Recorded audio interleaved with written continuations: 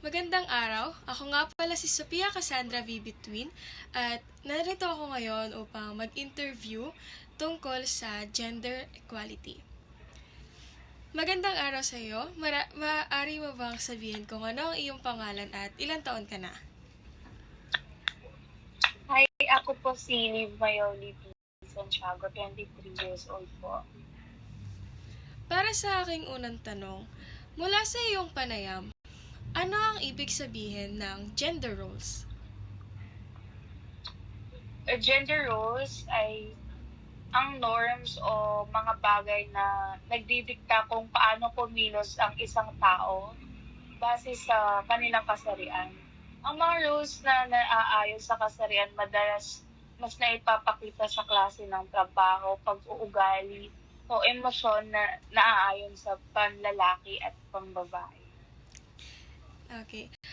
Sunod ko naman na tanong ay, sa iyong palagay, bakit nga ba nagkakaroon ng pagbabago sa gender roles sa kasalukuyang panahon?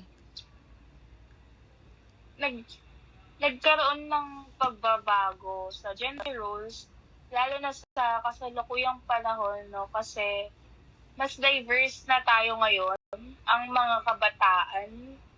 Ngayon, mas maintindihin at mas marespeto, lalo na sa pagkilanlan ng iba't ibang uri ng kasarian. Okay. Sunod naman po, bakit ba nagkakaroon sa tingin niyo po, bakit nga ba nagkakaroon tayo ng diskriminasyon pangkasarian? Diskriminasyon. Sa aking pagkakaintindi tungkol sa pagkakaroon ng diskriminasyon sa pagka sa pag sa pangkasarian sa kasalukuyang panahon ay dahil sa iba't ibang pananaw ng iba't ibang uri ng henerasyon ngayon, kagaya ng millennials, tapos ngayon Gen Alpha na nagka-clash talaga sila. Wait lang.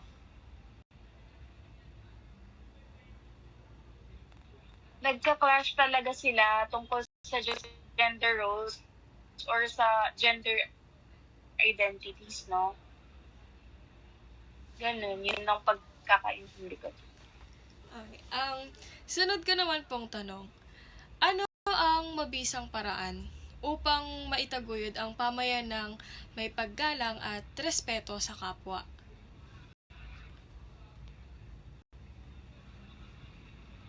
Isa sa mga bisang paraan na nakikita ko para magkaroon ng paggalang at respeto sa kapwa, para magkaroon ng pagkapantay-pantay ay mas maging diverse ang mga common facilities, especially yung utak or way of thinking ng bawat isa.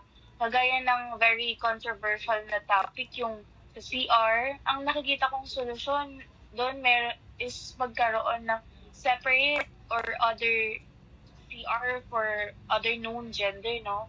Maraming pwede pang solusyon pero ang bottom line is for us to be more diverse or more open and to choose to be more respectful sa isa't isa. Yun lang. Okay. Para sa huling tanong ko po, pero bago po yun, maaari ko po bang malaman kung meron kayong kapatid na babae?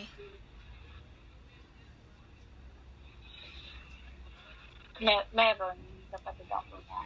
Okay. Bilang isang ate, sa ngayong kasalukuyang panahon natin, paano mo po siya mapoprotektahan? Dahil sa panahon po natin ngayon, mostly ang nababastos ay puro kababaihan. So, bilang ate, paano niyo po mapoprotektahan ang inyong kapatid? Sa babae kong kapatid, most likely, hindi makokontrol ng mga tao sa paligid Pero if worse na talaga yung mga case, meron naman ng batas sa Pilipinas regarding pambabastos or an act of defining gender-based sexual harassment in streets or public places. Nauso kasi very common na nga. It is the RA 11313. it is a law that protects any gender against any kind of harassment in public. Mayroon talagang batas sa Pilipinas na nagproprotekta sa mga taong naaagrabyado, not just in public situations. Yun yung isa sa way ko in protecting my siblings or friends na babae, talagang to be knowledgeable about law, na kung feeling mo na agrabyado ka, meron naman ng tayong protekta sa atin. Okay. Ayun lamang po. Maraming salamat dahil sumang-ayon ka na mag-participate dito sa interview na to. Bye!